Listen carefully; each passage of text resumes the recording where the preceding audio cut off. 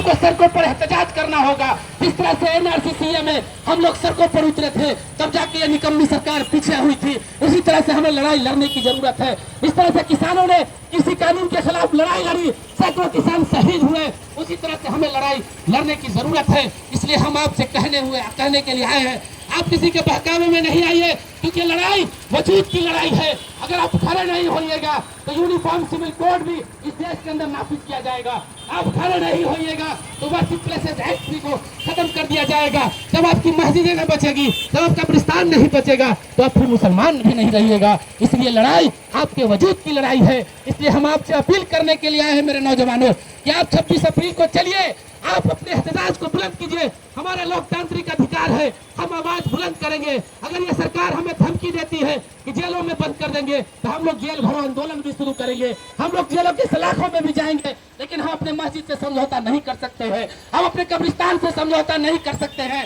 इसलिए मेरे नौजवानों, हम आपसे ये कहने के लिए आए हैं कि आप लोग घर से निकलिए। ये सरकार झूठ बोल रही है कि पासमानदा मुसलमानों को फायदा होगा, लेकिन याद करिएगा, ये सरकार ये चाहती है कि जमीन हड़प कर अडानी और अंबानी को दे दिया जाए। जिस तरह से दलितों के लिए सर्वे का कानून लाया, सर जो गरीब परसों से सरकारी जमीन पर बसे हुए हैं उसको भी गुजारने की कोशिश की जा रही है, उसी तरह से ये वक्फ बिल लाया है।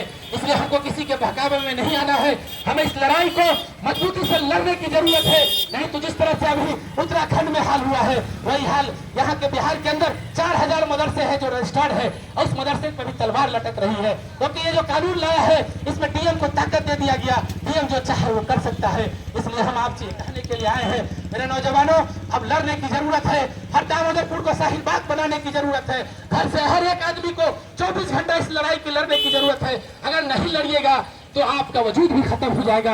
आप देख लीजिए, आज हम लोग बात कर रहे हैं, इस देश का बहुप्रिय प्रधानमंत्री सऊदी अरब में घूम रहा है। उसको हिंदुस्तान का मनपसंद मुसलमान पसंद नहीं है, उसको अरब का मुसलमान पसंद है, उसको कतर का मुसलमान पसंद है, उसको अफगानिस्तान का मुसलमान पसंद है, क्योंकि वो पैसे वाले हैं, वो ताकत वाले हैं, उससे उसको डर हो लगती है, वो उसको पसंद करते हैं, वहाँ की मस्जिद को पसंद करता है। लेकिन यहाँ का मुसलमान जो हम पसंद है, जो शांति से रहना चाहता है, जो बाबा साहब अम्बेडकर के कानून में विश्वास करता है, उनकी मस्जिदों को शहीद किया जा रहा है। इसलिए मेरे नौजवानों, अब ये लड़ाई आर पार की लड़ाई है, इस लड़ाई को हमें लड़ने की जरूरत है।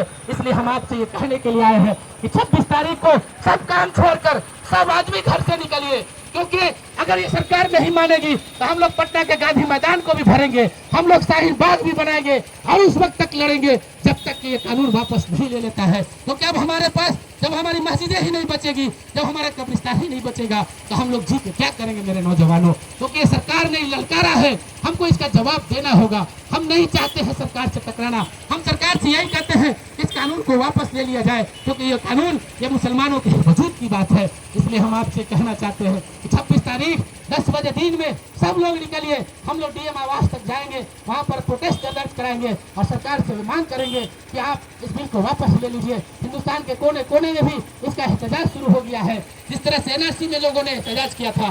क्योंकि अगर हम इस पर नहीं अड़ेंगे, जिस तरह से उत्तराखंड के अंदर यूनिफॉर्म सिविल कोड को लागू कर दिया गया है, फिर इस देश के अंदर यूनिफॉर्म सिविल कोड को भी लागू कर दिया जाएगा, तो फिर हमारी हालत क्या होगी। हमें डरने की जरूरत नहीं है, हमारे सामने गजा है। आज देख लीजिए, पूरी दुनिया एक तरफ है, सब लोग अमेरिका की चाटुकारिता कर रहे हैं, लेकिन एक गाजा तन तरह लड़ रहा है। आज वो बेचारा भूखे प्यासे हजारों बच्चे शहीद हो गए, हजारों माएं बहनें विधवा हो गई, हजारों नौजवान शहीद हो गए। आज उनको खाने के लिए पैसा नहीं है, आज वो गंदे पानी पी के भी जिंदा है, आज वो सूखा घास फूस खा के भी उस लड़ाई को लड़ रहा है, वो मस्जिद अक्सा को बचाने के लिए लड़ रहा है। हमारे सामने गदा है मेरे नौजवानों, हमें लड़ाई को लड़ने होगी, हमें शांतिपूर्ण तरीके से प्रोटेस्ट भी करना होगा, जो भी बन पड़े हम लोग करेंगे। इसलिए हम आपसे कहना चाहते हैं कि आप लोग 26 को आइए। हम इसी शेर के साथ मैं अपनी बात को खत्म करना चाहूंगा कि बहरहाल हमें इस मकतल से गुजरना होगा, बहरहाल हमें इस मकतल से गुजरना होगा। हम जिंदा बच गए तो किसी और को मरना होगा। आने वाली नस्लों को इस मुसीबत से बचाने के लिए, आने वाली नस्लों को इस मुसीबत से बचाने के लिए अगर कुछ भी करना होगा, इसी लड़ाई को करना होगा। इनकलाब जिंदाबाद, इनकलाब जिंदाबाद। आइए हम लोग नारा